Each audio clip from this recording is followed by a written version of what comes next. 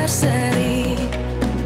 Kita belajar Pancasila, kita bernafas dalam sila-silanya. Kita belajar Pancasila, ayo kita jaga untuk Indonesia. Bersatu dalam perbedaan, berpegang tangan dan berlari. Singkirkan egomu, oh kawan, demi negeri ini. Jadilah generasi emas, cerdas berkarakter itu kita. Berjuang dan harus berani, kita terus torehkan prestasi.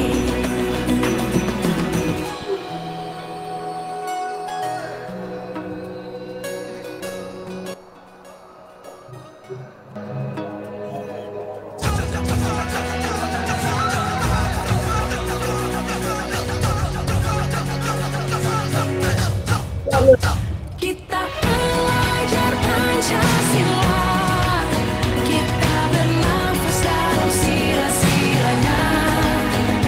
Kita belajar Pancasila, ayo kita jaga untuk Indonesia. Kita belajar Pancasila, kita bernafas dalam sila-silanya. Kita belajar Pancasila, ayo kita jaga untuk Indonesia.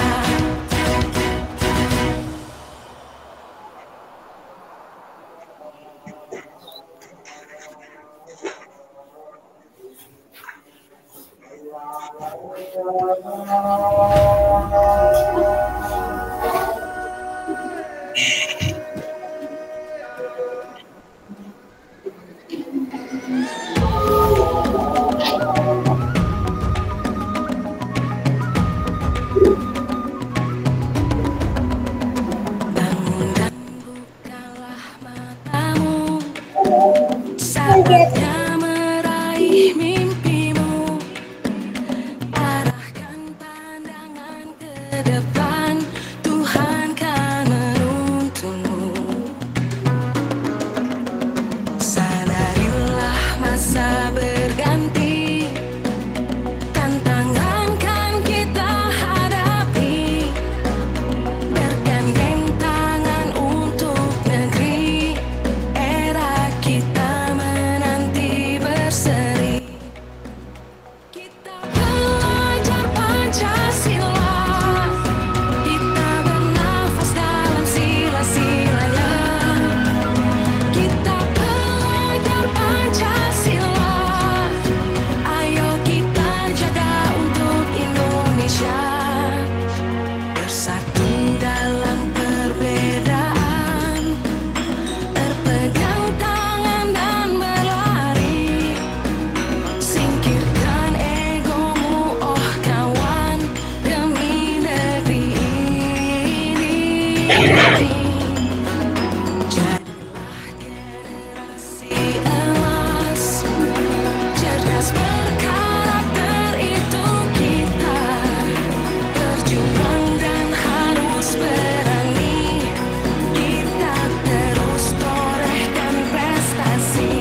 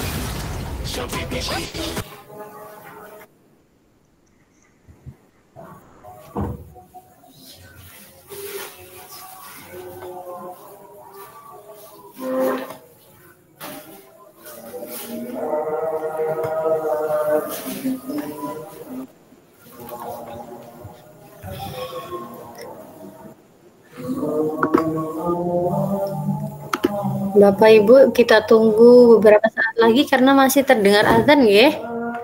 Iya, Bu. Iya, Bu. Bu. Bungur sudah ada apa belum, Bu Tanti? Siapa? Bungur Diati belum kelihatan ya? Oh, saya belum melihat Bumur. Iya, sudah saya WA itu tadi. Masuk Bungur gitu.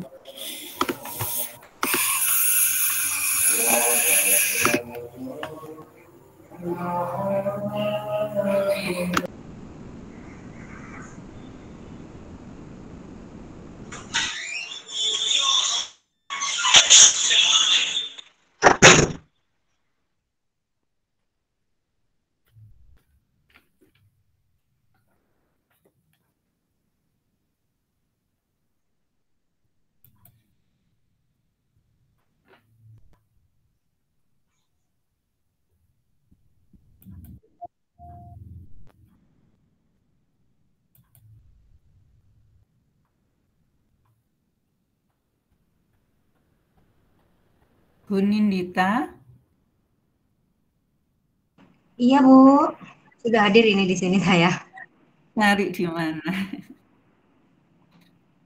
Saya off cam ini tadi baru saya buka. Saya pakai 2 perangkat ya, Bu. Iya, saya enggak. Biasa aja kalau ngisi. Bentar lagi kita mulai ya. Ya, soalnya yang satunya itu nggak bisa, Bu, untuk apa? Speaker. Wah, enggak ada Bungur ya enggak apa-apa. Enggak pakai Bungur langsung ya Bu Nindita ya. Baik, siap.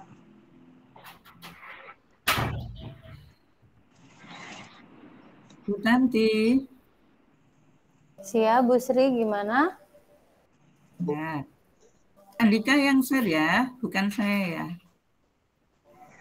Gimana, Bu? Cek dulu ya Pak Andika ya. Itu Pak Andika Halo ya, Pak bukan Andika. saya. Kalau Pak Andika, Anda, kalau Pak Andika belum respon, saya yang handle. ya.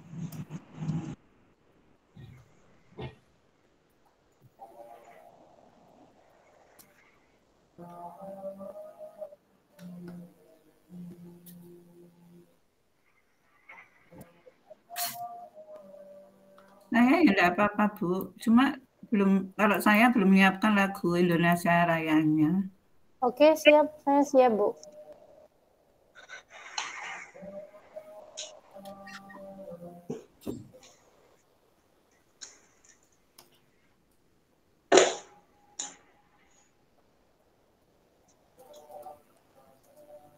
Slide-nya jadi Bu Tanti yang share ya, saya yang baca saja ya.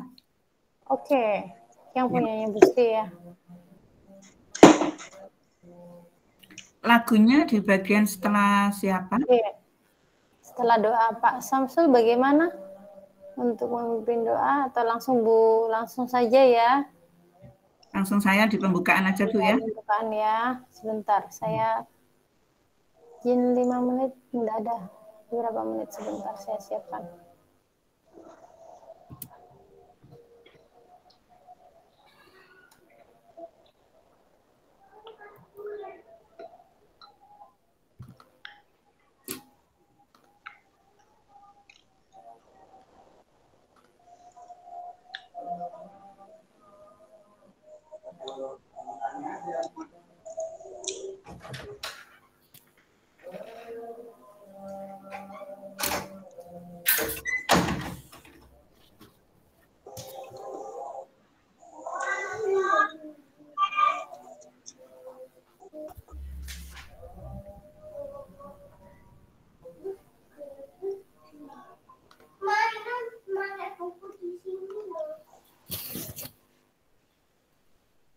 Oke, masih banyak yang masuk ini. Ini sebenarnya jam berapa ya mulai? Ini mau mulai Bu. Ini Mulai. kita mulai ya. Ini jam Terima kasih ya, 19. Bu. Ya, terima kasih Bu. Mohon maaf kami terlambat 5 menit karena di wilayah Jawa ini masih baru adzan, baru selesai mulai reda adzan. Mohon maaf ya Ibu. Sebentar Ya. lagi kita mulai Ibu. Oke, bisa kita mulai Bapak Ibu semuanya yang hadir pada malam hari ini. Mulai. Ya, Bu. Silakan Bu Sriani dan Bu Dita.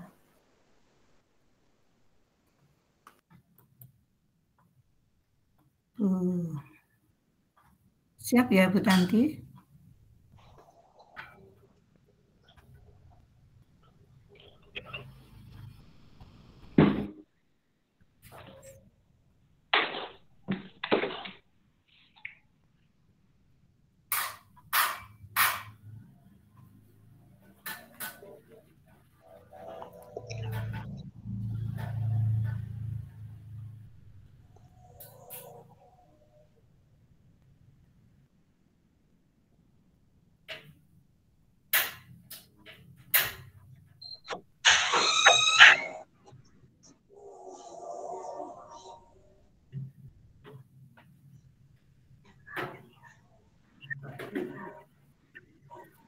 Sebentar ganti bajumu itu. Sebentar ganti bajumu. Pergi ganti baju dulu keringat di atas palu. Assalamualaikum warahmatullahi wabarakatuh. Waalaikumsalam warahmatullahi wabarakatuh. Waalaikumsalam warahmatullahi wabarakatuh. Salam Waalaikumsalam. bahagia Bapak dan Ibu Guru Hebat. Selamat berjumpa di webinar kolaborasi kelompok 2, yaitu webinar yang ke-1, yang mana pada malam hari ini dengan tema pembelajaran menyenangkan yang PAUD. Ya, aku minta itu dong, teringan yang aku kayak orang mati kayak Bang. Teringan Bang. Sebelum kita mulai, mohon mic-nya dimatikan dahulu. Webinar ini diselenggarakan untuk mempererat atau mengenalkan kepada Bapak Ibu bahwa kita mau menyiapkan acara Semarak Tahun Ajaran Baru 2023, yaitu webinar berantai yang diselenggarakan oleh platform Merdeka Mengajar. Kami salah satu adalah kelompok 2 yang mewakili menyemarakkan Bapak Ibu dengan jumlah 40 peserta dari seluruh Indonesia terpilih.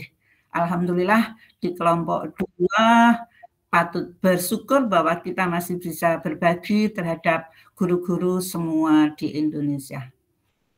Semoga nanti bermanfaat yang akan kita terima pada malam hari ini. Di malam hari ini, yaitu dengan narasumber kita, Ibu Nindita Olivia Ayu Chandra, dan saya, yaitu Sriani selaku moderator, dan ada Not, yang mana nanti adalah Bu Mursi Dati dari pengawas. Sebelum kita lanjutkan, slide berikutnya Bu Tanti.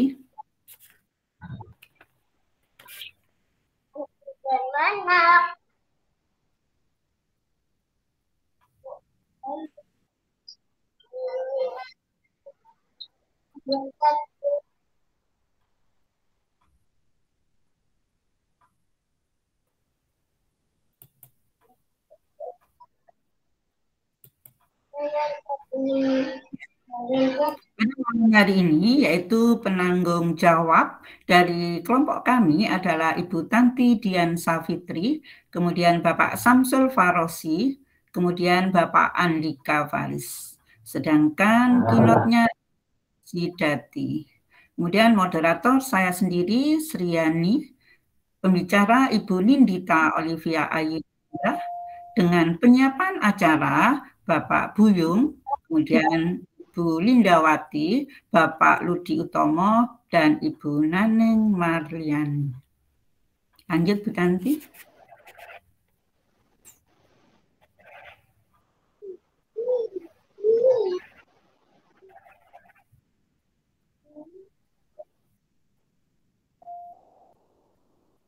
Ya.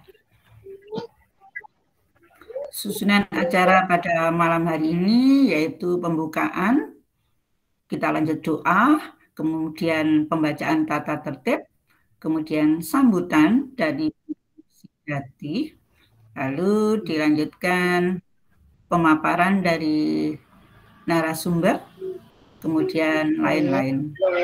Dan nanti yang terakhir kita lanjutkan dengan tanya jawab, kemudian lagu Indonesia Raya kita nyanyikan dahulu. Sebelum kita mulai, marilah kita berdoa dulu Bapak Ibu. Semoga acara pada malam hari ini berjalan dengan lancar. Berdoa disilahkan. Enggak ada tutup kayak ini. Mendayak enggak ada itu yang lebih kenal.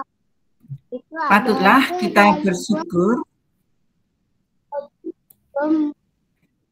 Mohon maaf saya tutup sebentar Bapak Ibu. Patutlah kita bersyukur kepada Allah Subhanahu wa Ta'ala yang mana kita bisa bergabung di dalam webinar kolaborasi kelompok belajar. Tata tertib yang kita laksanakan pada malam hari ini yaitu yang pertama, semua peserta wajib berpakaian sopan dan rapi. Yang kedua, peserta wajib menampilkan video profilnya dan mikrofonnya dinonaktifkan. Hanya ketika mau bicara diaktifkan atau resen dahulu. Belum bertanya. Yang ketiga, membuka kamera sesuai dengan permintaan dari panitia untuk diambil fotonya. Perlu Bapak Ibu ketahui bahwa dari kami, yaitu nama komunitas dan penggeraknya yang sudah terpilih pada platform Merdeka Mengajar, yaitu yang pertama adalah Ibu Tanti Diansa Fitri dari KGBN Magetan, yang kedua Ibu Naneng Marliani dari komunitas Chemistry for Us. Yang ketiga, saya sendiri, Sriani dari Koperdi Indonesia, yaitu Komunitas Pemerhati Pendidikan Indonesia. Yang keempat, dari Bapak Andika Faris dari Kognitif, yaitu Komunitas Guru Inspiratif dan Inovatif. Kemudian beliau adalah Duta Kanva. Yang kelima, Bapak Samsul Faros selaku Educare Corner dari Educare Corner. Kemudian yang keenam, Bapak Buyung dari kelompok belajar Open Galaxy. Yang ketujuh adalah Bapak Ludi dan Bapak Ludi Utomo. Yang kelompok belajar Amazing Teacher Indonesia, yaitu komunitas di Kabupaten Bekasi. Yang ke-8 Bapak Ibu yaitu yang terakhir dari Ibu Lindawati SPD dari Komunitas Literasi Sekolah Komunitas Literas Sekolah Ciamis Jabar. Bapak Ibu, pada malam hari ini kami berkolaborasi untuk menyemarakkan yaitu tahun ajaran baru di webinar berantai 2023. Sebelum kita lanjutkan, barangkali Ibu Mursidati hadir. Ibu Mursidati ada apa tidak?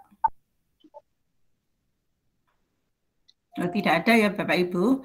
Karena Ibu Mursidati tidak ada, maka kita langsung lanjut yaitu pada pemateri kita, yaitu narasumber kita yang nanti langsung membawakan materinya. Kita lihat dulu kurikulum pemateri pada malam hari ini, yaitu Ibu yaitu Ibu Nindita Olivia Ayu Chandra. Beliau lahir di kota Madiun pada tanggal 27 Desember 1965. Wah, masih jauh sekali dengan saya, Bapak Ibu. Tapi kami tidak boleh kalah yang tua dengan yang muda, harus tetap semangat. Semangat pada kurikulum merdeka. Beliau adalah guru BKN unggulan Magetan, kemudian guru inti PKP 2018, calon guru penggerak Angkatan 7 Kabupaten Magetan, kemudian ketua komunitas orang tua anak, berkebutuhan khusus Kabupaten Magetan, koordinator OPS-TK Kabupaten Magetan. Selain itu, beliau juga ketua OPS-TK Kecamatan Magetan dan pegiat literasi Mataram.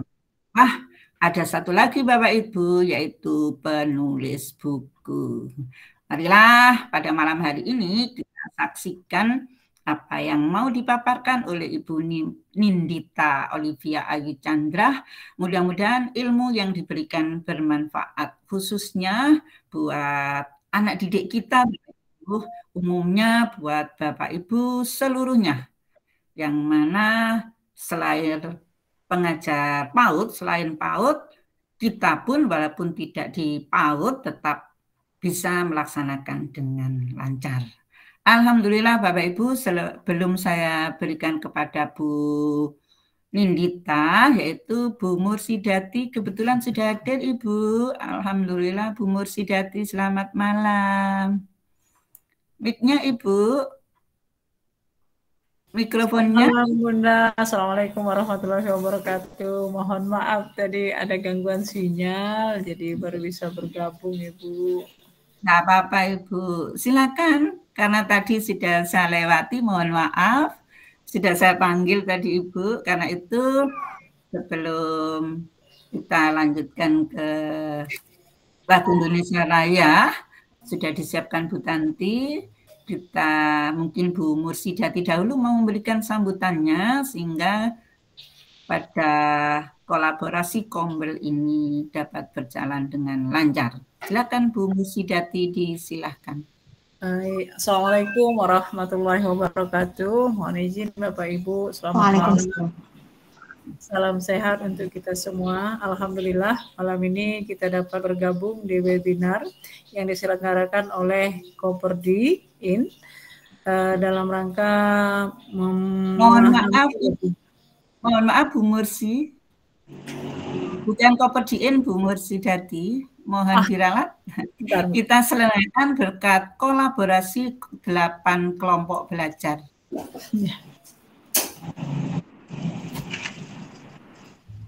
Ya, mohon maaf Ibu. Baik, kita ulangi. Assalamualaikum warahmatullahi wabarakatuh.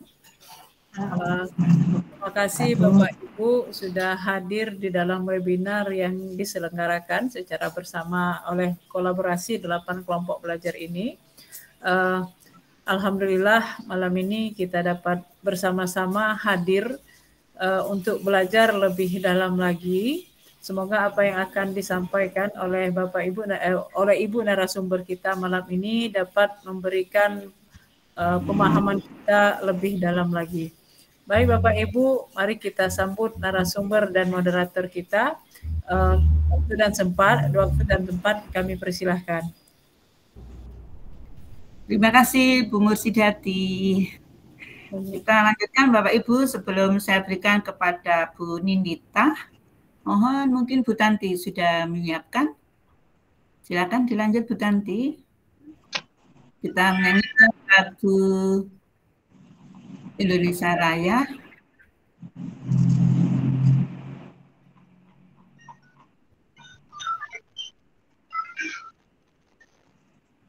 Izin saya ganti dulu ya sebentar Bu Sri. Ya, enggak apa-apa.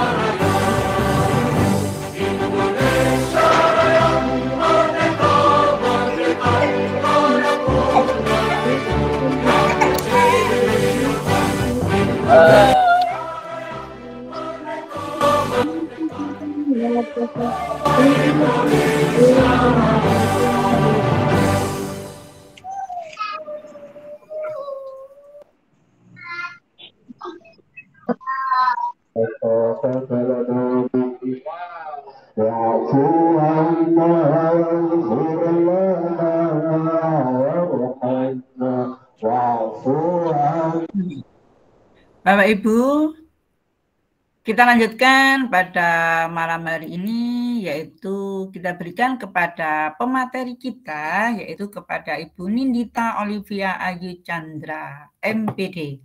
Kepada Ibu Nindita disilahkan. Mohon Bapak Ibu yang resen, tangannya diturunkan dulu Bapak Ibu. Karena belum acara pertanyaan. Ya, enggak apa-apa sebenarnya, tapi daripada yang melihat agak resah, yang resen tangannya diturunkan Bapak Ibu. Silakan Bu Nindita, waktu saya berikan. Baik, terima kasih Bu Sriani, luar biasa sekali untuk malam ini. Assalamualaikum warahmatullahi wabarakatuh. Waalaikumsalam warahmatullahi wabarakatuh. Waalaikumsalam warahmatullahi wabarakatuh. Selamat malam Bapak Ibu semuanya. Selamat malam.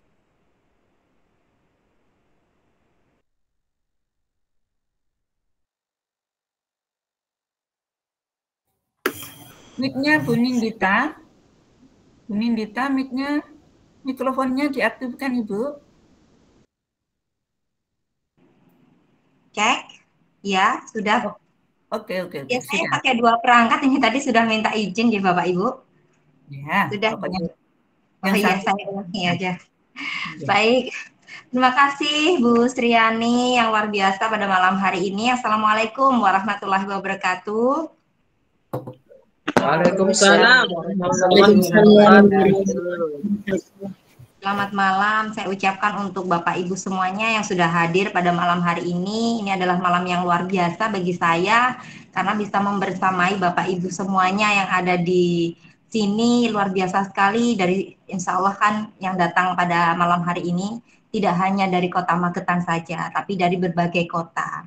Baik Bapak Ibu, izinkan saya untuk, ini saya yang share screen ya Bu Sriani ya. Oke. Iya Ibu. Oke, baik. Mohon izin Bapak Ibu untuk saya share materi.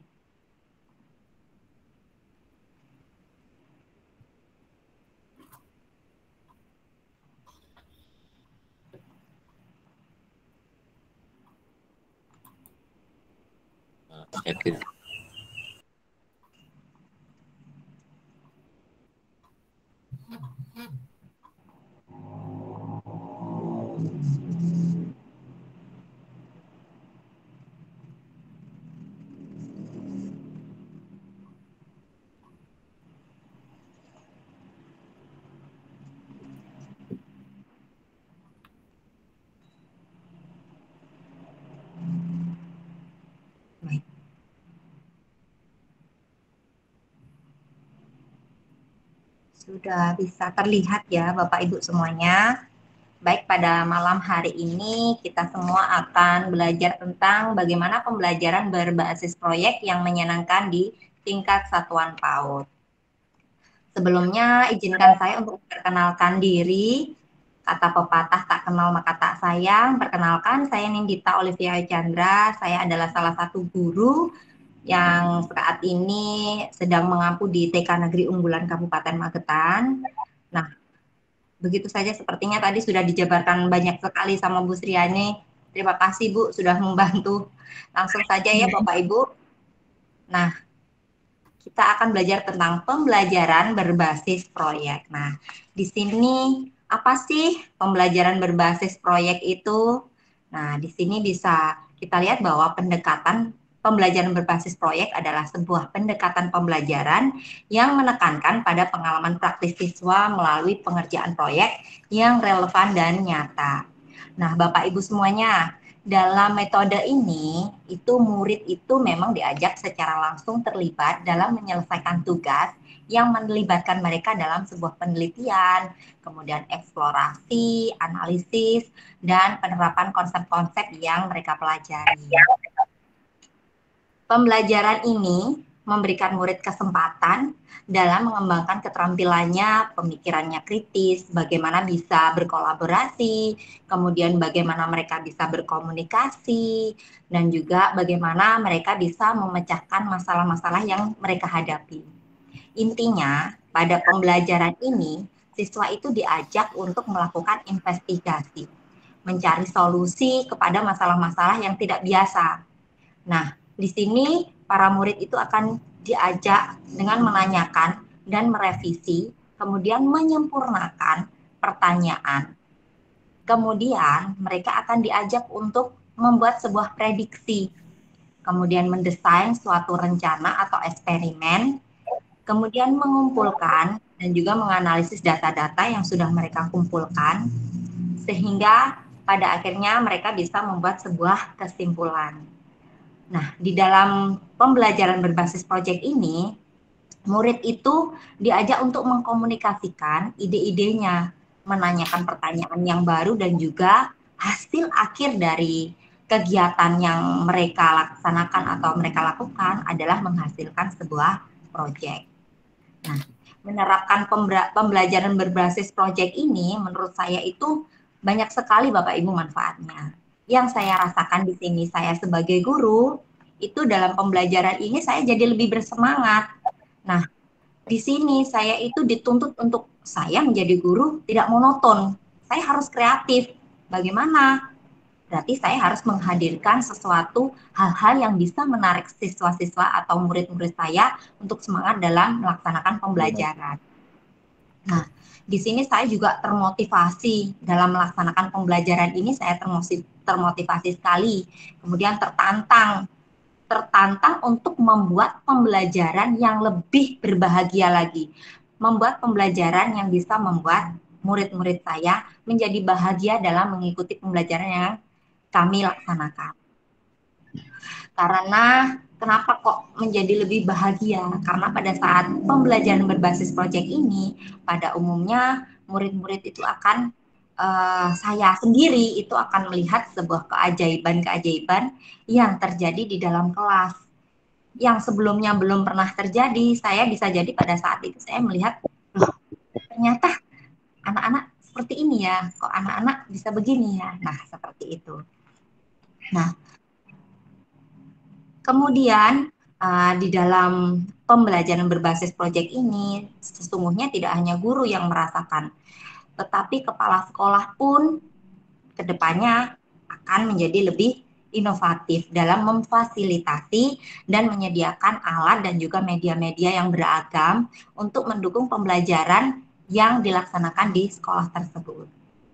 Dan yang terpenting, dalam pembelajaran berbasis proyek ini, kita bisa memberikan atau merubah sudut pandang orang tua yang selama ini menganggap bahwa pembelajaran itu hanya berbasis kertas. Jadi orang tua itu kita akan mengajak orang tua untuk berpikir bahwa ini loh pembelajarannya sesungguhnya, ini loh pembelajaran di PAUD, bahwa pembelajaran di PAUD itu menyenangkan, tidak hanya di dalam kelas dan hanya berpaku pada proyek kertas, tetapi dari pembelajaran yang kita berikan, ternyata anak-anak kita itu bisa menghasilkan sebuah produk yang nanti bisa dimanfaatkan mereka di masa yang akan datang. Nah, dan untuk murid-murid dalam pembelajaran berbasis proyek ini, mereka itu akan lebih senang, Bapak Ibu. Kenapa? Karena sesuai dengan apa yang mereka inginkan.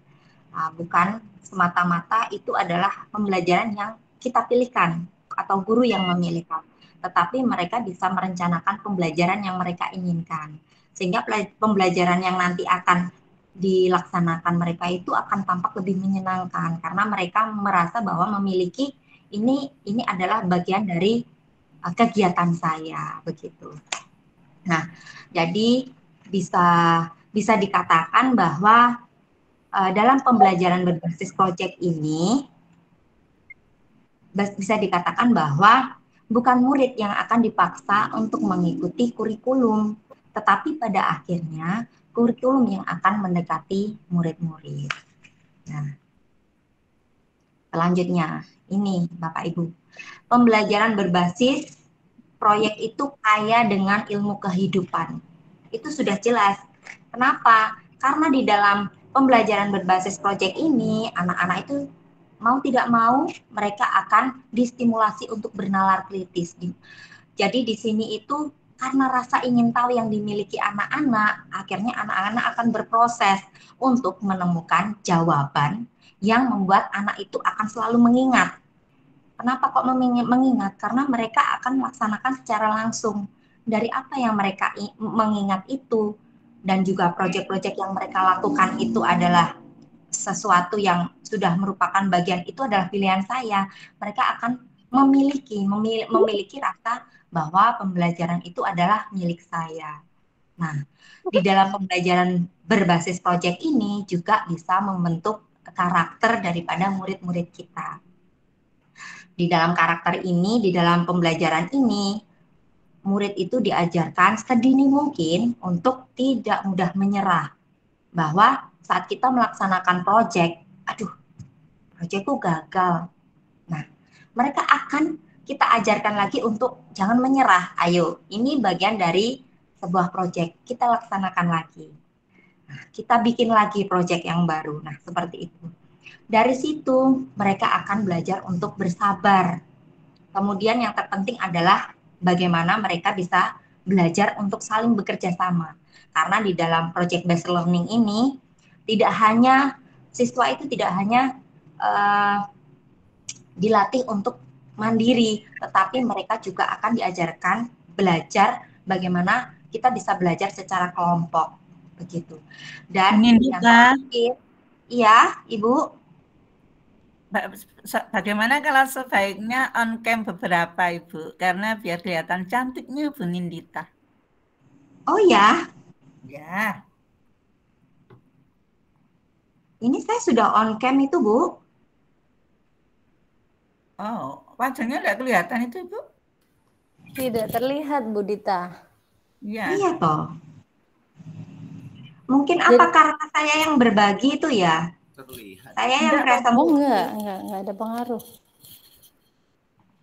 Yang ya. Iya, ini saya terlihat, saya terlihat kok. Lihat ya, Bu ya. Oke, berarti sinyal. Oke, lanjut aja. Iya, mungkin pengaruh sinyal itu pengaruh sekali. Ya. Berarti di saya nggak kelihatan. Ya sudah, lanjut. Iya. Bisa saya lanjutkan ya, Bu? Ya, lanjut, mohon maaf. Baik, tidak apa-apa, mohon maaf. Jadi saya lanjutkan Bapak Ibu, dari membentuk karakter tadi sampai mana sampai lupa saya. Dari mulai bekerja sama ya Bapak Ibu ya. Dari sini kemudian murid itu akan bisa atau mencari pemecahan masalah yang mereka hadapi. Mungkin masalah yang tidak biasa mereka hadapi, akhirnya mereka bisa mencari solusinya sendiri. Nah, di sini dalam project based learning ini, murid itu diajarkan untuk pengalaman langsung. Iya, Bu? Lanjut ya. Nah, ini Lanjut. ada ya, diajak untuk pengalaman langsung. Pengalamannya tentu adalah pengalaman yang menyenangkan karena ini adalah untuk tingkat PAUD. Kemudian interaksi dengan orang dewasa yang menyenangkan juga merupakan kebutuhan anak. Kenapa di sini kok saya mengatakan bahwa ini adalah interaksi dengan orang dewasa yang menyenangkan? Karena di sini itu tidak ada batasan bahwa ini adalah guru, ini adalah siswa. Di sini benar-benar kegiatan yang dilaksanakan secara bersama-sama dan disepakati antara murid dan juga guru. Selanjutnya, mengapa pembelajaran berbasis proyek ini penting? Penting Bapak Ibu. Nah, ini di sini bisa terlihat di abad 21, itu setiap manusia dituntut untuk memiliki 4 kompetensi. Yang pertama, kompetensi bernalar kritis, kemudian kompetensi kreatif, komunikatif, dan juga kolaboratif. Nah, keempat kompetensi ini tidak bisa dimiliki murid kita apabila kita tidak menstimulasinya sejak dini. Karena perlu berbagai upaya, baik dari pihak guru, dan juga yang terpenting adalah dukungan dari orang tua. Itu dapat menunjang terbentuknya dan berkembangnya 4 kompetensi ini. Sehingga anak itu perlu mendapatkan layanan pendidikan yang berkualitas. Kenapa saya katakan bahwa ini adalah perlunya pelayanan pendidikan yang berkualitas? Kita harus kembali lagi bahwa kita sebagai seorang guru harus bisa memfasilitasi murid kita sesuai dengan kodrat alam dan juga kodrat zamannya. Zamannya anak sekarang itu seperti apa toh?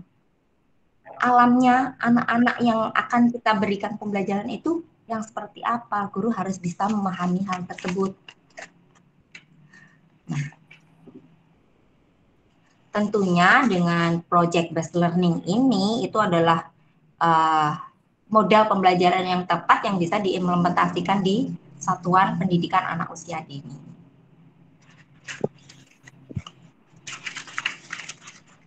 Nah, ini Bapak Ibu.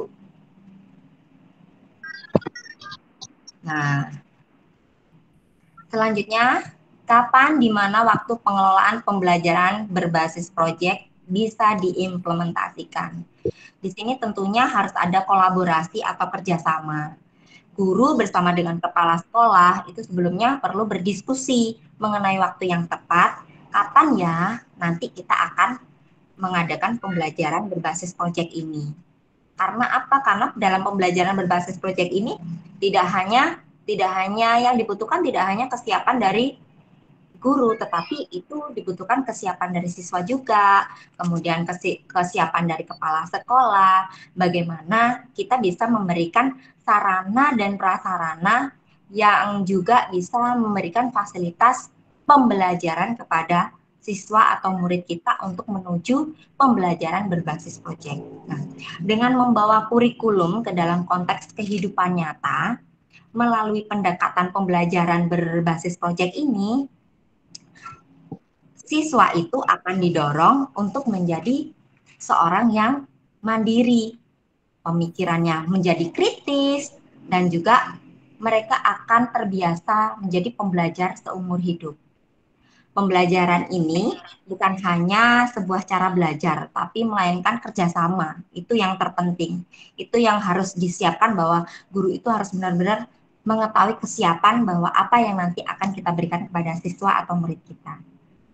Jadi pembelajaran berbasis proyek ini dapat nantinya ke depan itu dapat menyiapkan anak atau murid menghadapi tantangan pendidikan di abad 21. Sama di sini tadi Bu. Di sini tadi kan sudah dijelaskan. Kok penting kenapa? Iya, karena itu untuk menyiapkan manusia ke depan siap di abad 21. Bukan karena di abad 21 itu yang dibutuhkan bukan hanya skill atau teknologi atau sekedar bahwa murid itu bisa mengenal teknologi, tidak. Tetapi di sini kreativitas, bagaimana murid itu bisa memecahkan permasalahan yang dia hadapi atau problem solving itu ya. Kemudian bagaimana mereka bisa berinovasi, bagaimana mereka bisa menjalin sebuah komunikasi, bagaimana mereka bisa peduli satu dengan yang lainnya. kemudian mengeksplorasi, memiliki inisiatif, dan yang terpenting mereka itu memiliki jiwa kepemimpinan dan juga produktivitas. Nah, itu Bapak Ibu. Lanjut. Implementasi pembelajaran berbasis proyek. Nah, ini adalah pengimplementasiannya saat guru bersama dengan murid.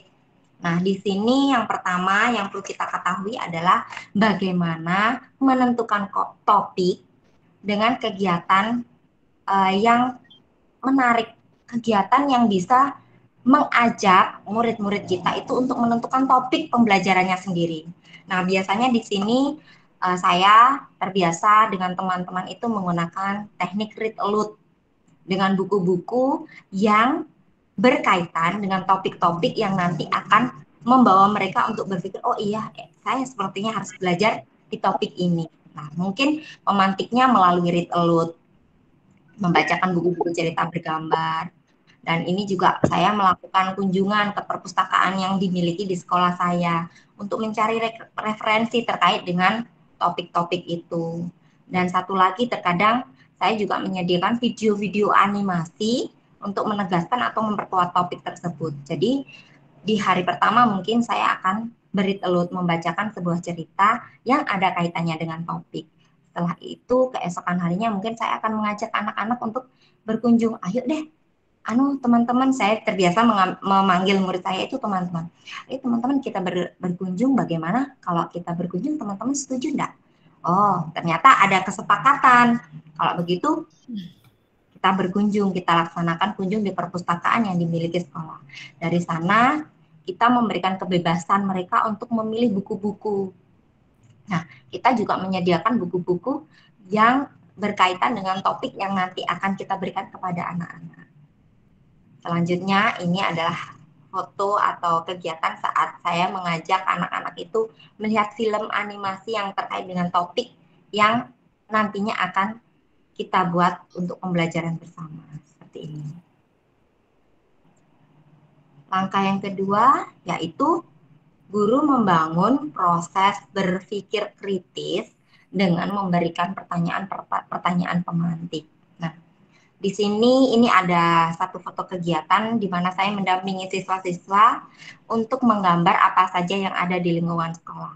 Biasanya pada kegiatan ini saya memberikan penawaran kepada teman-teman kecil atau murid saya.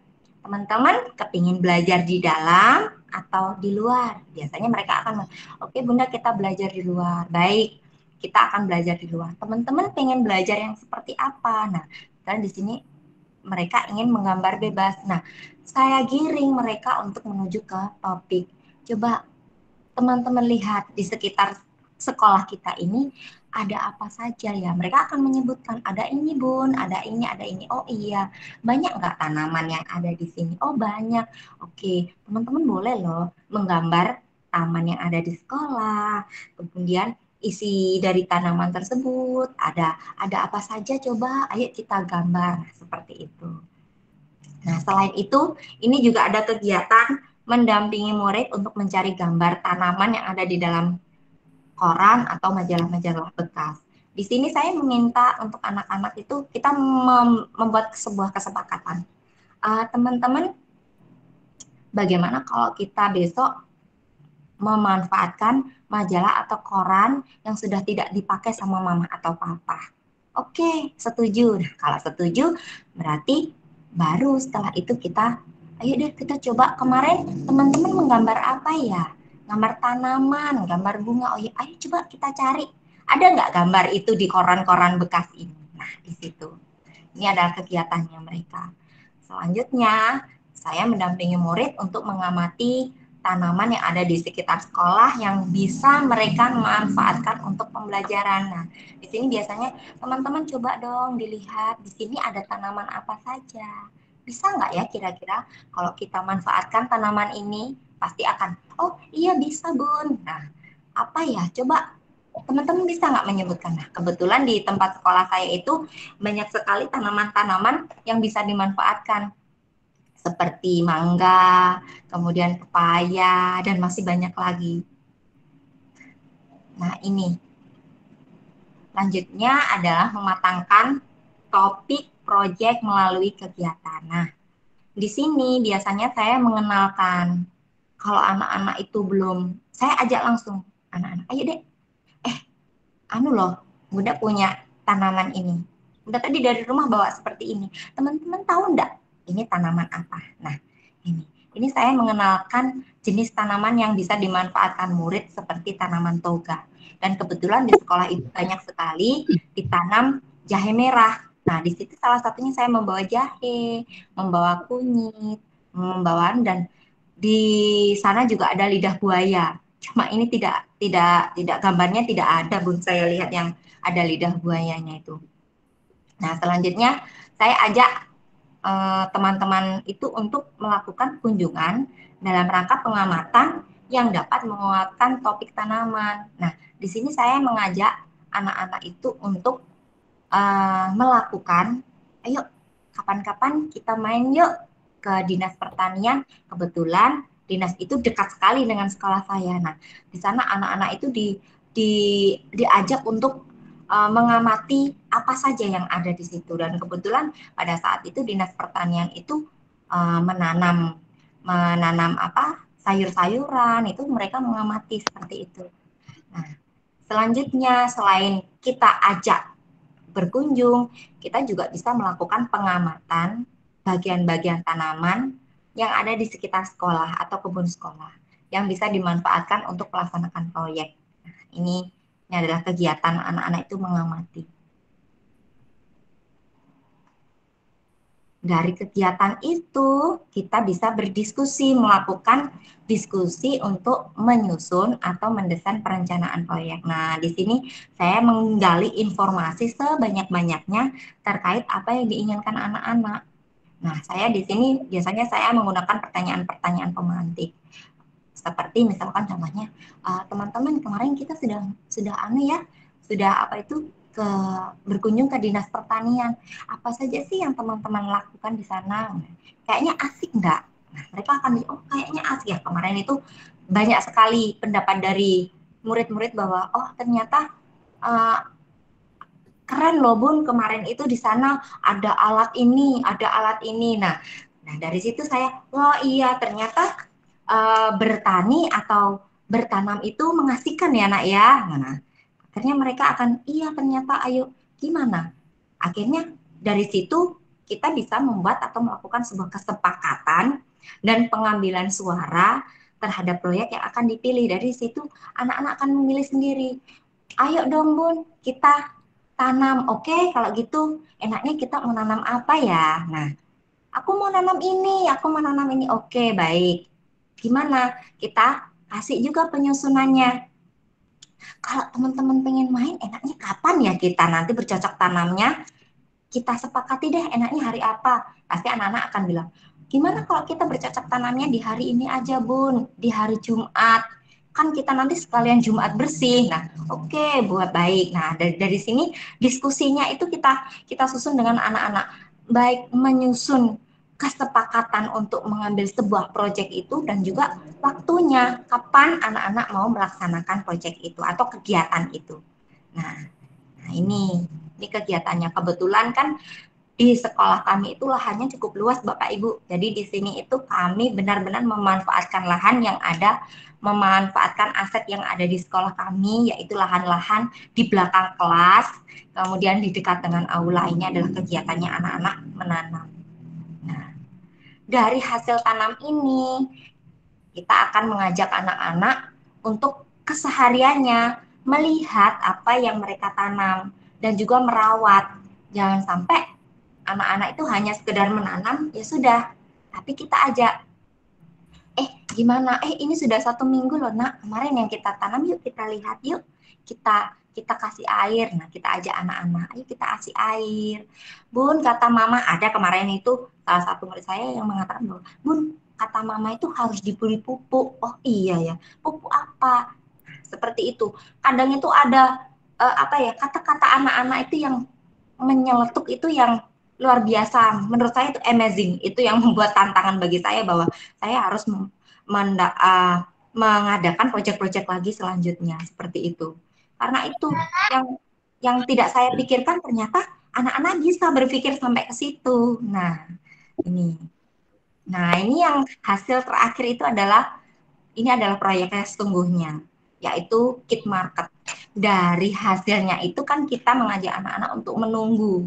Dari hasil itu kemudian, wah ini sudah waktunya panen. Nah, dari hasil ini, itu tadi juga sudah ada kesepakatan atau diskus di atas tadi, Bun, bahwa kira-kira nanti kalau kita menanam pohon tomat, apa ya nak yang bisa kita dapatkan? Tomat, oke.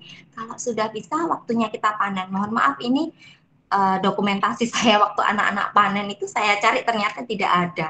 Jadi saya langsung menuju aja ke proyek Kit Marketnya. Nah, di sini nanti anak-anak akan ditanya.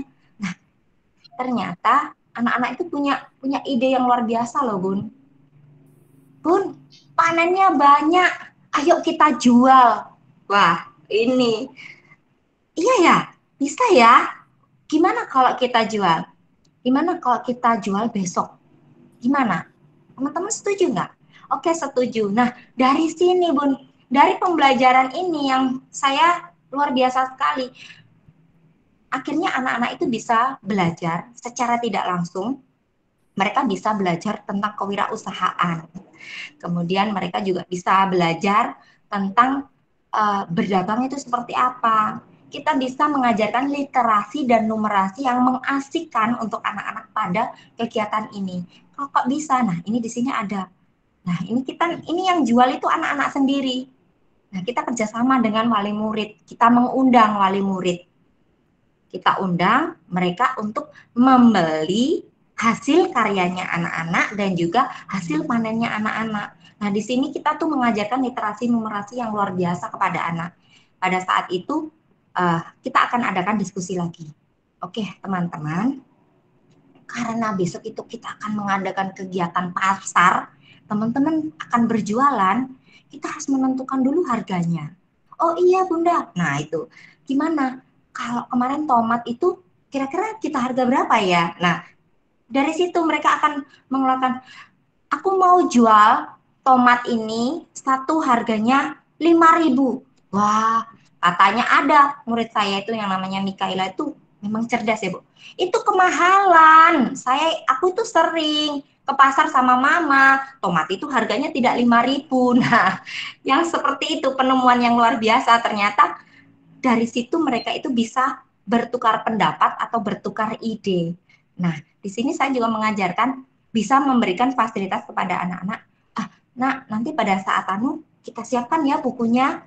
Jangan lupa nanti yang laku bisa kita catat. Oh iya, aku akan catat nanti tomatku ini laku berapa Bunda. Oke, bagus. Nah, kemudian ada lagi nih. Nanti kalau nggak laku gimana? Nah, ini Bun. Ini adalah berpikir kritisnya anak-anak itu bisa sampai ke situ tanpa saya sadari. Oh, ternyata anak-anak bisa ya berpikir sampai sini bahwa nanti kalau nggak laku gimana. Nah, saat itu, saya bisa memberikan pertanyaan-pertanyaan kepada anak-anak saya. Kalau nggak laku gimana ya nak ya nanti? Ada yang bilang, di jus aja Bun, nanti kita makan. Kita jus, kalau nggak laku kita jus, kita makan sendiri saja. Nah, ada lagi, ya kita promosikan itu loh. Itu adalah hal yang luar biasa. Kok kamu tahu toh nak, promosi itu apa? Saya coba lagi. Promosi Bun, biar dagangannya tuh laris. Biasanya mamah itu suka jualan online. Ternyata mamahnya berjualan online, Bapak Ibu. Mama itu kalau jualan online biasanya gambar-gambar dagangannya itu loh. Itu dibikin status biar katanya mama itu teman-temannya bisa melihat dagangannya bisa laku. Oke, kalau begitu ayo kita bikin strategi pemasaran. Apa itu? Pasti mereka akan bertanya, itu adalah strategi supaya nanti banyak yang datang ke lapak kita, nak. Oh iya, gimana kalau pakai lagu aja, biar nah seperti itu Bapak Ibu. Akhirnya anak-anak itu di dalam kegiatan ini, anak itu bisa berpikir secara kritis bahwa saya harus mempromosikan dagangan saya itu semenarik mungkin supaya menarik pembeli untuk mampir ke lapak saya. Nah, ini kegiatannya. Seperti itu. Nah, kita lanjutkan. Itu adalah pengimplementasian saat pembelajaran guru bersama dengan murid. Nah, di sini siapa saja yang akan terlibat di dalam pembelajaran berbasis proyek ini? Tentunya aset modal manusia yang dimiliki di sekolah itu adalah yang wajib terlibat di dalam project based learning ini. Nah, di sini ini ada kegiatan. Kegiatannya apa saja sih? Kegiatannya menyiapkan dan meningkatkan kompetensi guru, menyiapkan sarana prasarana, menyiapkan program dengan dukungan orang tua, kemudian menata ulang tampilan satuan atau sekolah sehingga mencerminkan pembelajaran yang berbasis proyek. Nah, ini yang terlibat adalah kepala sekolah dan juga guru. Gimana meningkatkan dan menyiapkan dan meningkatkan ini, bahwa kepala sekolah ini harus bisa memberikan pelatihan atau workshop atau magang kepada guru-guru untuk meningkatkan kompetensinya. Kemudian dalam menyiapkan sarana dan prasarana itu juga adalah hal yang sangat penting untuk mengembangkan kreativitasnya anak. Nah, kemudian perangkat pembelajaran itu juga harus disiapkan supaya pembelajaran based learning ini bisa tersusun rapi sesuai dengan apa yang bisa kita tujuan kita bisa tercapai. Di sini menata ulang itu bisa jadi adalah menyiapkan tempat penyimpanan dari materialnya, kemudian tempat yang akan dimanfaatkan anak-anak dalam pelaksanaan proyek ini. Nah, kemudian ini yang bertanggung jawab atau yang terlibat di sini kepala sekolah, guru, dan juga orang tua murid. Jadi tanpa dukungan orang tua murid, itu proyek ini kalau untuk PAUD itu masih banyak melibatkan orang tua murid ya Bun. Contohnya saat kegiatan Kit Market tadi, bagaimana kita bisa mengundang mereka untuk membeli hasil dagangannya anak-anak, atau hasil panennya anak, atau produk-produknya anak-anak. Nah, kemudian kegiatannya menyiapkan perangkat pembelajaran nih tadi ya, orang guru ya, terlibat dalam pembelajaran di rumah. Nah, jadi saat pembelajaran itu tidak hanya dilakukan di dalam sekolah saja, tetapi kita juga bekerja sama atau kolaborasi dengan orang tua murid, bagaimana mereka juga memberikan pembelajaran-pembelajaran di rumah untuk memantik kegiatan proyek kita nanti. Nah, kemudian ada penilaian dan juga evaluasi dari perkembangan anak ini. Selanjutnya, menyiapkan dan meningkatkan kompetensi guru. Oh, ini sudah ya, maaf, terulang. Nah, ini. Kemudian adalah kegiatan mendesain perencanaan proyek tadi ya Bunda ya. Design a plan for the project ini tadi, contohnya salah satunya adalah aturan main. Kita menetapkan aturan main atau kesepakatan dengan antara guru dan juga murid tadi melalui diskus tadi. Kemudian pemilihan aktivitas yang dapat mendukung dalam pertanyaan esensial, kemudian mengintegrasikan berbagai subjek, dan mengetahui alat dan bahan yang dapat diakses untuk membantu penyelesaian proyek ini. Nah, dari sini banyak sekali Bapak Ibu untuk keuntungannya kita itu pembelajaran berbasis proyek. Di sini salah satunya bisa meningkatkan motivasi belajar peserta didik, mendorong kemampuan mereka untuk melakukan pekerjaan yang penting. Mereka di sini itu, murid itu tidak hanya sekedar bahwa saya adalah seorang murid, tapi mereka itu juga butuh dihargai bahwa saya itu bisa loh seperti ini. Saya itu mampu loh seperti ini, seperti itu. Kemudian meningkatkan kemampuan pemecahan masalah itu tadi, membuat peserta didik menjadi lebih aktif dan berhasil memecahkan problem-problem yang kompleks. Nah, itu tadi seperti tadi contohnya. Kalau dagangan ini tidak laku, gimana ya? Nah, dari situ mereka ternyata punya ide atau benar-benar anak-anak itu, oh kalau aku tidak kalau daganganku tidak laku berarti aku harus begini. Nah, itu mereka adalah salah satu contoh bahwa mereka itu bisa memecahkan masalah-masalah yang nanti akan mereka hadapi. Kemudian di sini juga bisa meningkatkan kolaborasi antara murid satu dengan murid yang lainnya, murid dengan guru, kemudian kolaborasi juga untuk seluruh warga di sekolah. Nah, mendorong peserta didik untuk mengembangkan dan mempraktikkan keterampilan komunikasi. Karena di sini itu dalam pembelajaran project based learning ini tidak hanya guru yang akan kamu nanti belajarnya ini nak, tidak. Tetapi kamu kepingin apa sih nak? Nah, di situ dia akan mengkomunikasikan, Bun, aku kepingin belajar yang seperti ini loh. Bun, aku pengen berdagang ini loh Bun. Nah, seperti itu. Kemudian meningkatkan keterampilan peserta didik dalam mengelola sumber yang ada di dalam sekolahnya. Seperti tadi, di sekolah saya itu banyak sekali, kebetulan memang tanaman buah-buahan di sekolah saya itu banyak Bun, jadi memang benar-benar bisa dimanfaatkan. Selain dimanfaatkan itu tadi hasil panennya, itu bisa dimanfaatkan juga di kegiatan sentra cooking atau sentra memasak. Jadi hasil-hasilnya itu dimasak, dikelola anak-anak sendiri dan dimakan oleh anak-anak sendiri. Nah, di sini keuntungannya lain adalah memberikan pengalaman kepada peserta didik, pembelajaran dan praktik dalam mengorganisasi proyek dan membuat alokasi waktu, sumber-sumber lain seperti perlengkapan untuk menyelesaikan tugasnya. Betul sekali di sini. Memang di sini seperti kapan ya kita akan melaksanakannya? Kapan ya?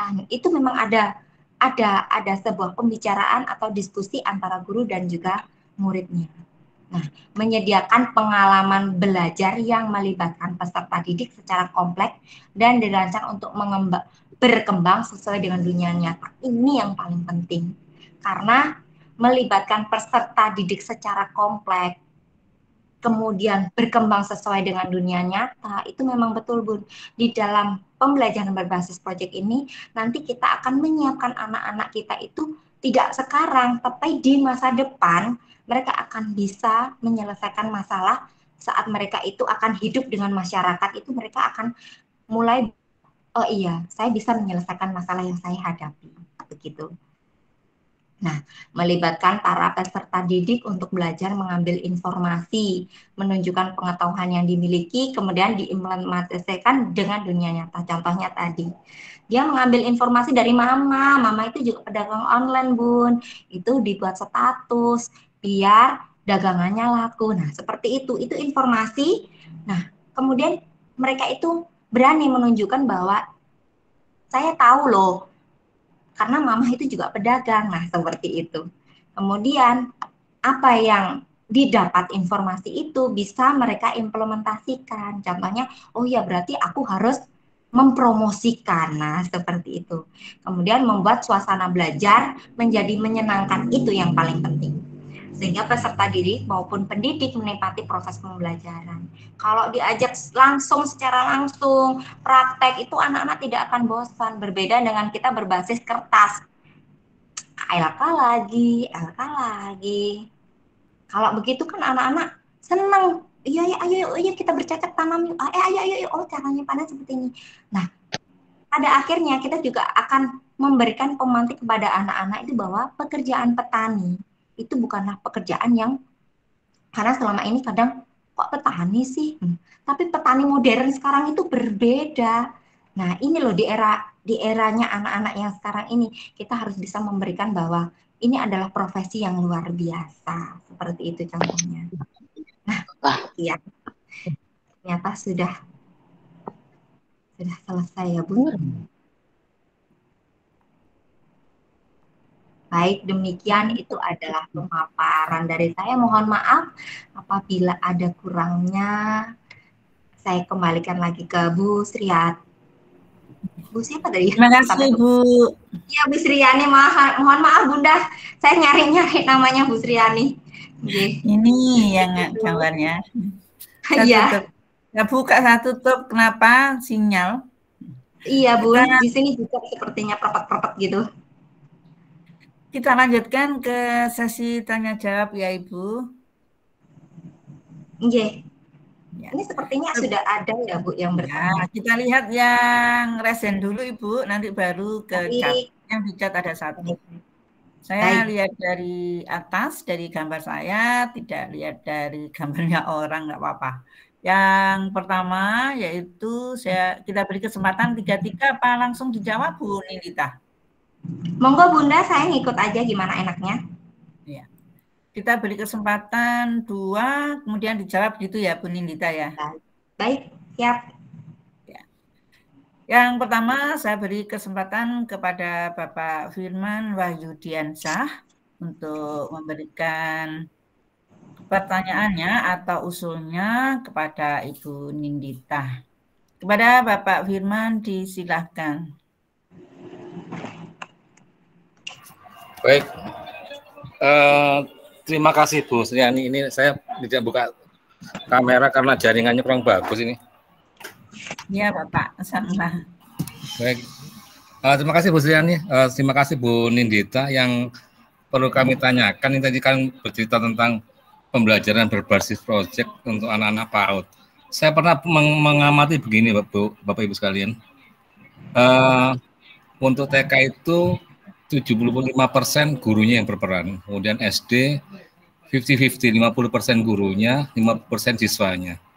Untuk SMP berbalik, 75% siswanya, untuk 25% gurunya. Untuk SMA baru harapannya 100% siswanya, gurunya hanya membantu dari jauh. Pertanyaan saya Bu, terkait dengan pembelajaran berbasis proyek memang menarik Bu. Untuk anak-anak kan, untuk TK kan nggak bayangan saya nggak begitu mudah untuk mengkomunikasikan keinginan anak-anak gitu. Artinya kan tetap peran utamanya kan kembali ke Bapak Ibu gurunya Bu ya, gitu ya Bu Nindita ya. Baik Bapak, iya. Ya. Jadi kita hanya memberikan pertanyaan-pertanyaan untuk menuju ke situ. Memang kita membutuhkan stimulasi bahwa anak itu bisa kita kirim ke sana, tetapi dengan idenya sendiri kita hanya memberikan seperti apa ya? Seperti pemantik saja, Bapak. Iya, karena kita ketahui bahwa kadang-kadang kalau anak SD sudah muncul banyak idenya kan, anak TK kan kalau ini cenderung dia mengikuti apa yang diarahkan dari anggap aja Bapak Ibu gurunya. Kalau SD sudah mulai muncul, SMP sudah banyak muncul, SMA lebih banyak lagi gitu. Strateginya apa saja Bu yang dilakukan agar anak-anak muncul idenya Bu? Gitu, terima kasih Bu. Ya baik, kita lanjut di pertanyaan kedua, apa langsung dijawab saja ya Bu? Terserah Ibu, kalau langsung juga nggak apa langsung saja Ibu, biar nggak lupa nanti. Gitu saja. Jadi, iya, tadi ini saya sudah mau sedikit lupa ini. Gimana Bapak tadi pertanyaan yang terakhir tadi? Lihatnya dalam Iya, terkait dengan strategi memunculkan ide dari anak-anak tadi. Nanti kan kita kaitkan dengan proyek yang Ibu bangun tadi itu. Terima kasih. Iya. Baik, biasanya tadi di awal sudah saya sampaikan bahwa kita itu melalui read aloud Bapak. Kita membacakan buku-buku cerita yang terkait dengan materi. Nah, seperti saat misalkan kita sudah memutuskan, sudah bersepakat bahwa kita akan berada di tema besar ini. Nah, dari tema besar ini kan akan kita kembangkan ke topik-topiknya. Dari topik-topik ini supaya anak itu, untuk menggiring anak-anak itu sejalan atau itu kita menggunakan dengan read aloud, kemudian kita menayangkan animasi, film-film animasi seperti itu, kemudian mengajak mereka untuk berkunjung ke perpustakaan. Nah, seperti itu Bapak, supaya mereka itu pada akhirnya bisa, oh iya kayaknya belajar mengenal tanaman itu asik ya, begitu. Ternyata tanaman itu macam-macam ya. Nah, seperti itu. Jadi kita biasanya melalui video-video animasi yang kita berikan kepada siswa-siswa kita, ataupun melalui read aloud atau membacakan dongeng-dongeng, kemudian membacakan buku cerita. Biasanya kita bacakan dongeng seperti Mawar dan Kaktus yang seperti itu. Kemudian buku cerita tentang Ani mencintai mawar atau buah manggaku yang sangat lezat. Nah, seperti itu. Kita biasanya memberikan seperti video animasi dan juga buku bacaan cerita bergambar yang bisa menarik anak. Karena kan kalau buku cerita bergambar itu 70-80% kan bergambar daripada dengan daripada apa tulisannya kan banyak gambarnya, itu biasanya yang disukai sama anak-anak saya gitu Bapak. Sudah Pak Firman? Ya, makasih Bu Susan. Lanjut Bu Nindita. Ya, makasih.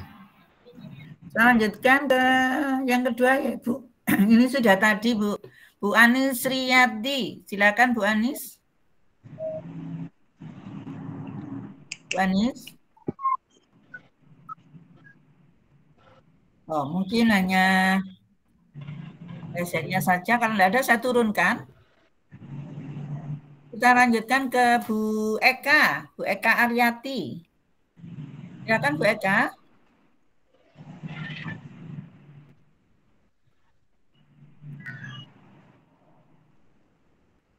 Bu Eka Aryati. Sepertinya pencet ini Bu. Oh, tidak ada. Ya, kalau gitu saya satu lagi kalau tidak ada saya buka di chat ya Bu ya. Bu Lili. Monggo Bu Lili. Haryati. Bu Lili Haryati. Tidak ada? Kalau tidak ada saya turunkan ya Ibu. Nah, kalau tidak ada nyoba kita lihat yang di chat ya Bu Nindita ya. Baik Bu. Bentar, tadi sudah saya tutup. Ini dari Ibu Herlina Elizabeth. Untuk proyek ini berarti tidak terbatas tempat dan waktu ya Bu, bisa berkesinambungan. Seperti tadi proyeknya kan berawal dari menanam dan merawat tumbuhan. Ternyata sambung pada kegiatan Kids Market dan akhirnya pada kegiatan membuat olahan tomat. Begitu Ibu pertanyaannya. Ya, bisa berkesinambungan. Monggo. Silakan. Baik, terima kasih Bu Herlina Elizabeth, luar biasa sekali ini pertanyaan. Ya, memang betul Bu. Jadi project based learning ini waktunya itu tidak benar-benar kenapa kita harus berdiskusi dengan kepala sekolah. Itu salah satunya seperti ini, bahwa nantinya itu kita itu tidak hanya satu hari itu project kita bisa kita selesaikan. Bisa jadi itu project kita itu akan berkesinambungan ke depannya. Dan bisa ini kenapa ini saya contohkan di tempat saya itu Kids Market karena itu kebetulan dari proyek yang pertama saya mengajak anak-anak mengenal tanaman, kemudian mengajak anak-anak untuk anak-anak bukan saya tetapi lebih banyak ke anak-anak yang mengajak untuk ayo Bun kita menanam. Oke. Nah, memanfaatkan lahan-lahan yang ada itu dari menanam ini akhirnya akan timbul bahwa ini nanti kalau misalkan apa itu kalau sudah tumbuh tomatnya akan banyak ya Bun. Nah seperti itu. Pada akhirnya kita akan berpikir lagi, oh iya ya nanti kan ini bisa panen. Oh iya nak, ini nanti akan tumbuh menjadi banyak dan bisa kita panen. Wah, berarti nanti kalau panennya banyak bisa kita makan, ada yang seperti itu. Bisa kita jual, ada seperti itu. Dari situ akhirnya akan muncul lagi ide bahwa kita bisa membuat proyek. Dan pada akhirnya itu menjadi seperti apa ya, puncak topik kita, puncak tema kita, yaitu Kids Market atau pasarnya anak-anak begitu. Sebenarnya di dalam Kids Market ini tidak hanya hasil panennya anak-anak saja Bunda yang kita hadirkan. Di situ tuh sebenarnya sebentar. Jadi di situ tuh sebenarnya ada bagian dari apa ya namanya? Bagian beberapa kegiatan yang kita semuanya berbasis proyek, kita satukan, lalu kita bentuk menjadi sebuah kegiatan proyek besar. Nah, seperti itu. Misalkan di situ ada hasil panen. Dari hasil panen, misalkan panen mangga, kita manfaatkan di sentra cooking. Di sentra cooking, anak-anak kita ajak untuk membuat jus mangga. Dari situ, anak-anak itu juga bisa kadang, ini jus mangga ini enak loh. Ini kalau kita kasih ke mama pasti suka. Nah, seperti itu. Kalau kita kasih ke teman, boleh enggak? Boleh, Bun.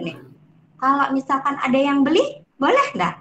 Boleh, Bun. Ayo kita jual aja, Bun. Nah, seperti itu. Akhirnya dari beberapa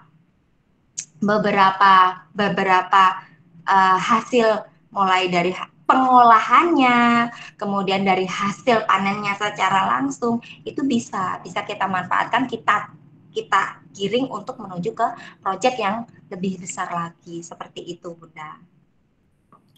Ya, Ibu. Kita lanjut mungkin dari Bu Hiring. Bu Hiring? Oh, enggak ada. Lanjut Bu Heni yang on cam. Ya, baik Bu, terima kasih atas waktunya. Mohon izin, apakah suara saya sudah jelas, Bu? Jelas, Bu. Oh, baik, terima kasih. Terima kasih. Malam ini saya mau menanyakan, untuk paparannya tadi sangat luar biasa sekali, Bu. Terima kasih untuk ilmunya. Dan di sini saya melihat bahwa pembelajaran di TK Ibu itu sudah sangat berjalan gitu tentang project basic learning. Nah, yang akan saya tanyakan itu sudah berapa lama sekolah dari Ibu itu menerapkan project basic learning, karena terlihat sudah anak-anak juga kayaknya sudah otomatis berjalan, gurunya juga. Itu dalam waktu berapa lama? Untuk yang kedua, bagaimana strategi guru supaya guru itu bisa muncul kalimat-kalimat pemantik sehingga bisa menstimulasi anak untuk berdiskusi atau melaksanakan kolaborasi dan lain-lain. Baik, kemudian Bu. yang terakhir, Mohon maaf, yang kedua diulangi lagi ya, tadi bersamaan dengan perekaman tadi ada yang tidak. Kalimat pemantik, Ibu.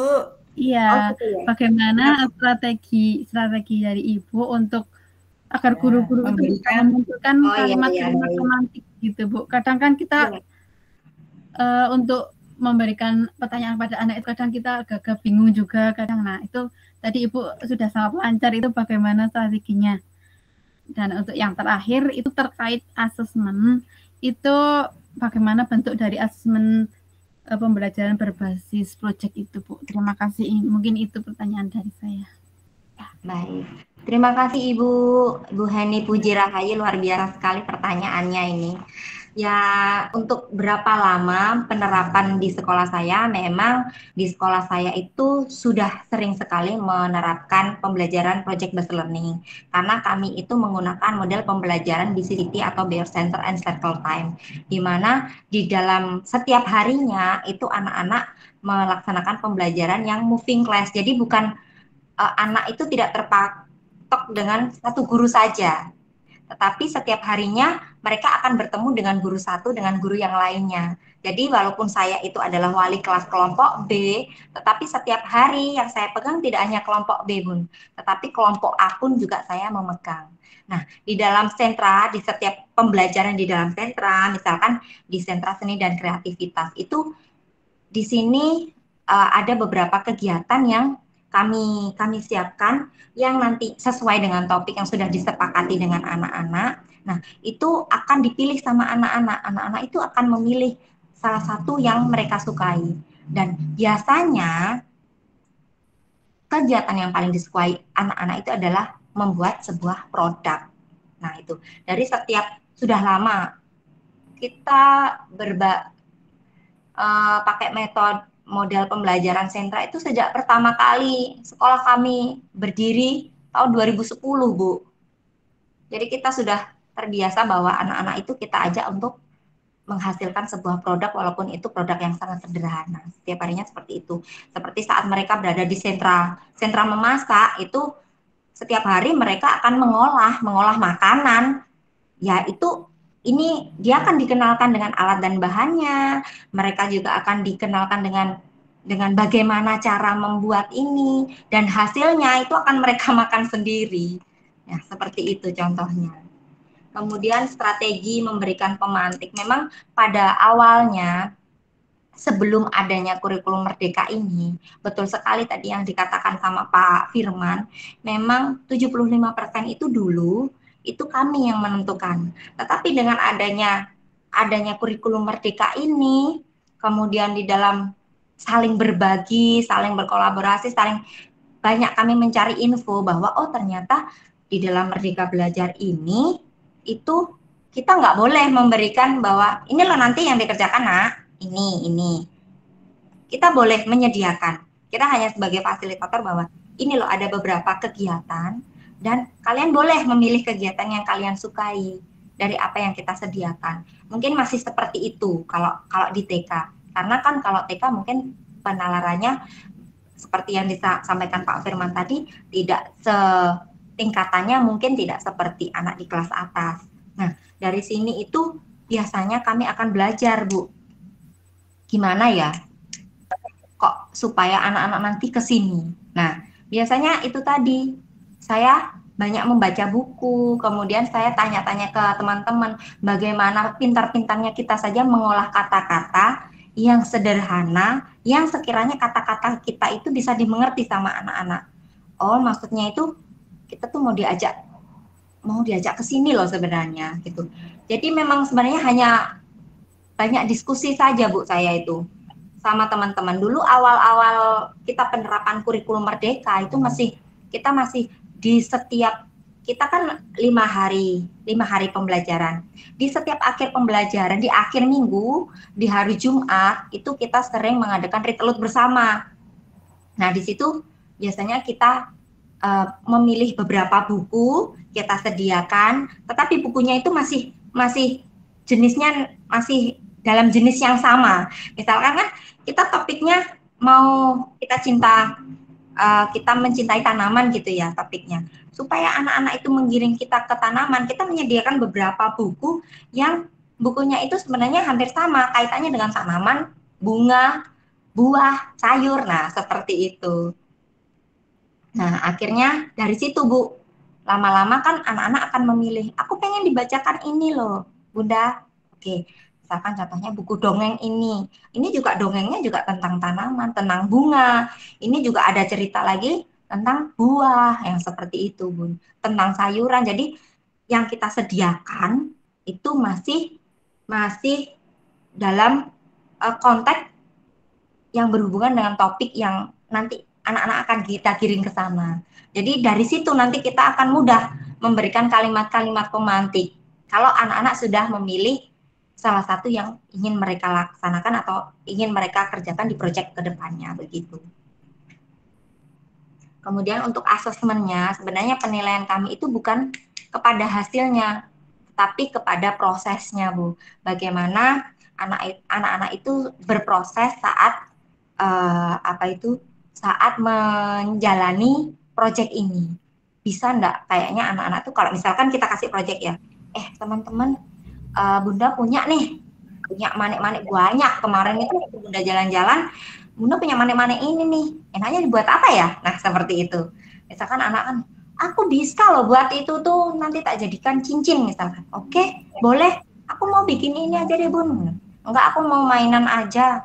Boleh, kita sediakan. Nah, di saat itu proses mereka itu membuat cincin. Aku berarti butuh benang, Bun, untuk bikin cincin. Nah, itu adalah salah satu prosesnya mereka. Entah itu nanti tuh ternyata cincinnya kebesaran, di jari nggak cukup, atau kekecilan, atau kalungnya itu nggak bisa kita gunakan. Itu hanya hasil akhir, tapi pembelajaran atau asesmen atau penilaiannya kita itu adalah prosesnya. Bahwa anak-anak itu bisa berproses, bisa melakukan sebuah kegiatan yang nantinya terakhir dia bisa menghasilkan sebuah produk, begitu, Bunda. Siap, Bu. Mohon maaf, Bu, untuk asesmen itu yang ya, asesmennya belum, Ibu. Seperti apa? Ya, baik. Untuk asesmennya biasanya kita menggunakan checklist, kemudian bisa juga kita menggunakan foto berseri dari mengenal alat dan bahannya, kemudian bagaimana saat anak melakukan prosesnya, kemudian hasil akhirnya, seperti itu, Bun. Baik, Bun. Ya, siap. Terima kasih. Sudah, saya lanjut ya, Bu Nindita, waktunya kurang sebentar. Saya panggil dulu, barangkali ini bertanya Ibu. Bu Siti Khadijah. Bu Siti Khadijah. Saya, terima kasih Bunda. Sebelumnya saya mohon maaf jika tidak bisa tampilkan video saya karena saya lagi baring sakit, tapi tidak mengurangi semangat saya untuk mengikuti webinar ini. Alhamdulillah. Luar biasa. Semoga Terima kasih. Assalamualaikum warahmatullahi wabarakatuh. Waalaikumsalam warahmatullahi. Sungguh sangat menarik apa yang sudah Ibu Nindita sampaikan tadi. Kayaknya terdengar sangat mudah sekali untuk kita bisa implementasikan ke anak-anak. Tapi kalau saya bisa lihat itu mungkin hanya berlaku di, mohon maaf Bunda, hanya berlaku di kota-kota saja. Kebetulan saya ini dari Provinsi NTB yang terletak di Kabupaten Sumbawa, di mana tempat tinggal saya mengajar itu daerah terpencil. Nah, kita bisa lihat secara logika ya, mungkin perbedaan anak kota dengan anak desa itu sangatlah jauh berbeda. Cara menangisnya pun saya bisa lihat perbedaan itu, Ibu. Nah, saya kalau bisa mengatakan demikian, kalau saya lihat anak desa dan anak kota itu kritisnya pastilah berbeda. Karena pada dasarnya saya sudah mencoba itu semua. Kalimat-kalimat pemantik ataupun sejenisnya.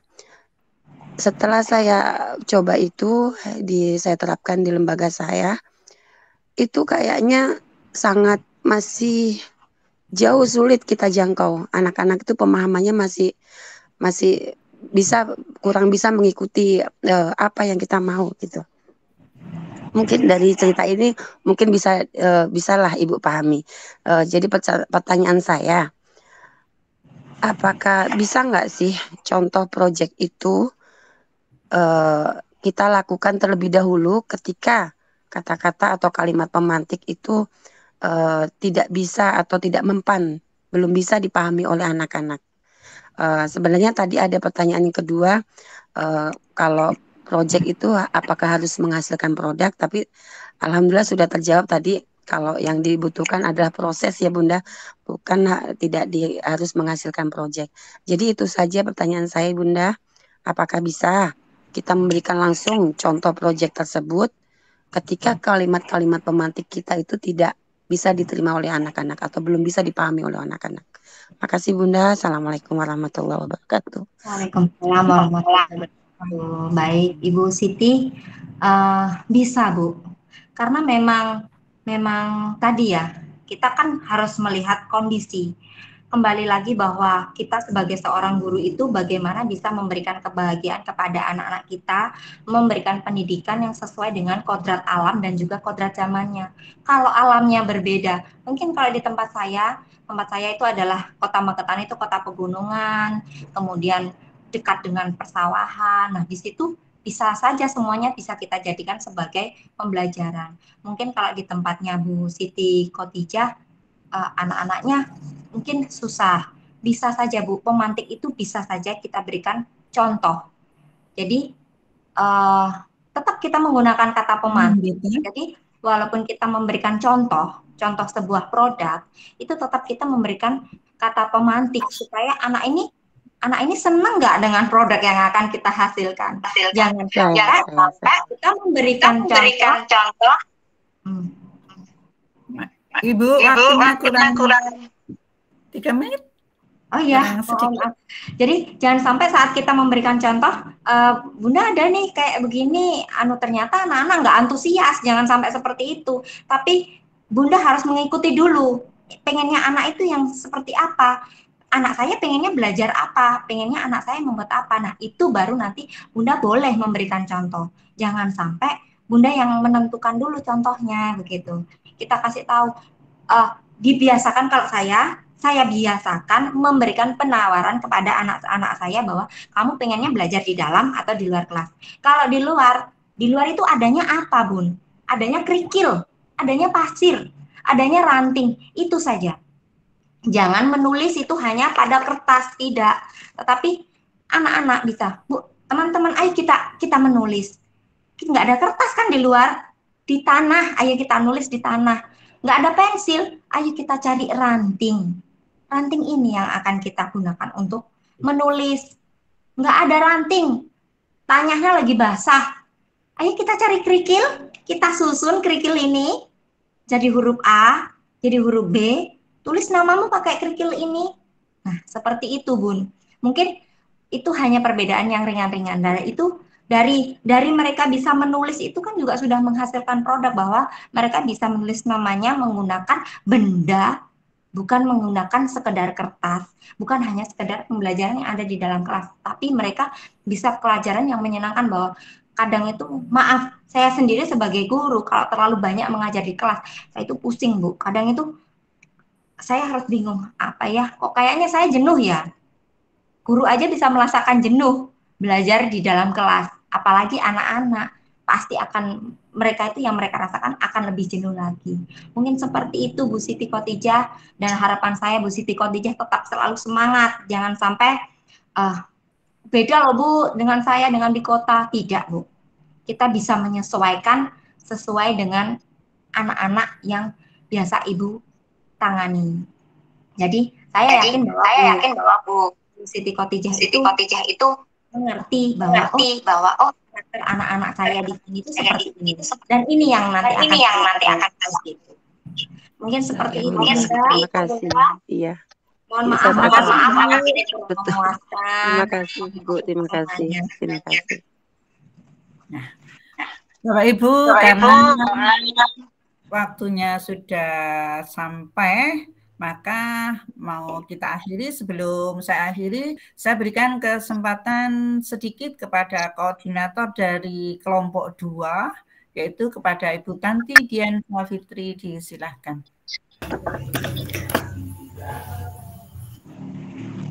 Oke, terima kasih Bu Sri. Mohon izin Bapak Ibu. Saya terdengar dengan baik. Oke, Bapak Ibu, kami dari kelompok 2 tim webinar berantai dari Kemdikbudristek mengucapkan terima kasih untuk kehadirannya pada malam hari ini, menyambung apa yang disampaikan oleh Bu Nindita. Dan izinkan saya memberikan penguatan bahwa pembelajaran di jenjang PAUD itu adalah fondasi penting gitu ya dalam membentuk dasar pengetahuan, keterampilan, dan sikap anak-anak kita.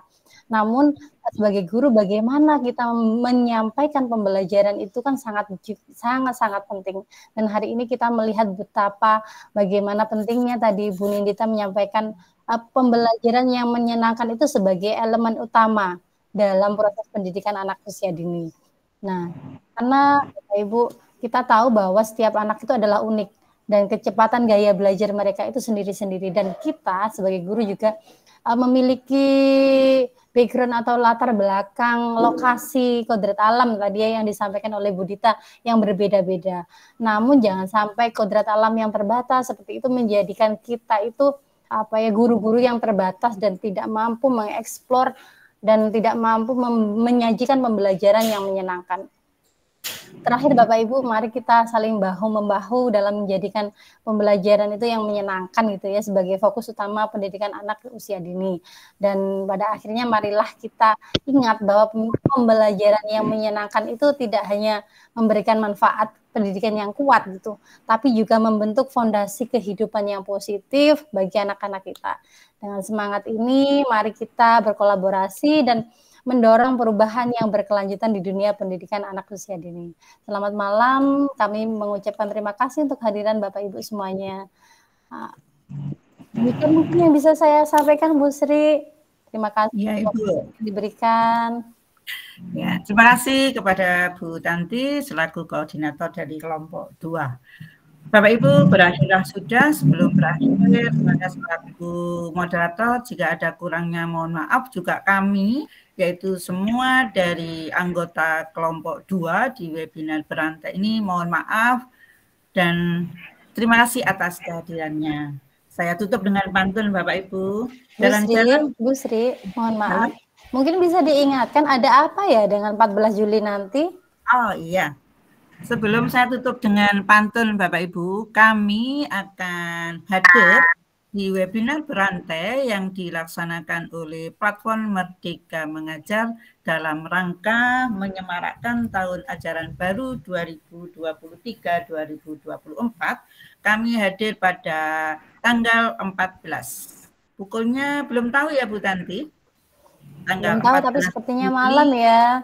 Jadi Ya. Bapak Ibu, ya kami mengundang Bapak Ibu semuanya, kami reminder ya mulai dari sekarang bahwa nanti pada tanggal 14 Juli mungkin Bapak Ibu ada yang bingung nih, gimana ya tentang modul ajar seperti itu. Nah, kami akan menyajikannya ya Bu Sri ya.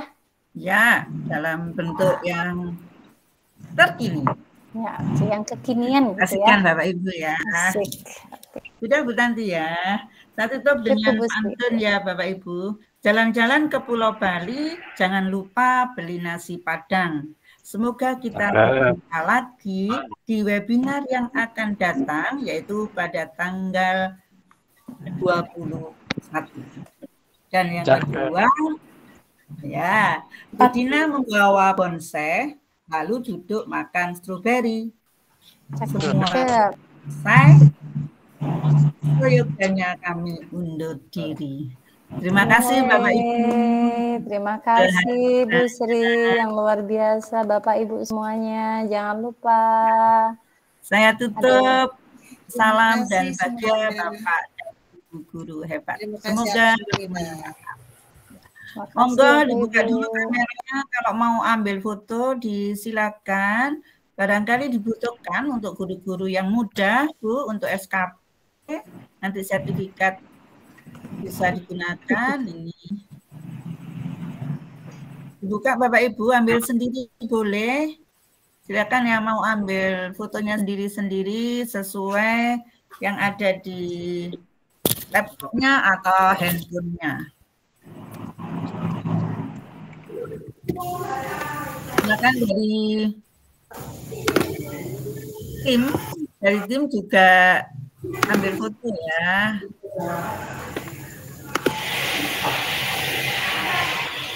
Sudah ya Bu Tanti, saya tutup ya. Siap Bu, siap. Sudah Pak Samsul, boleh di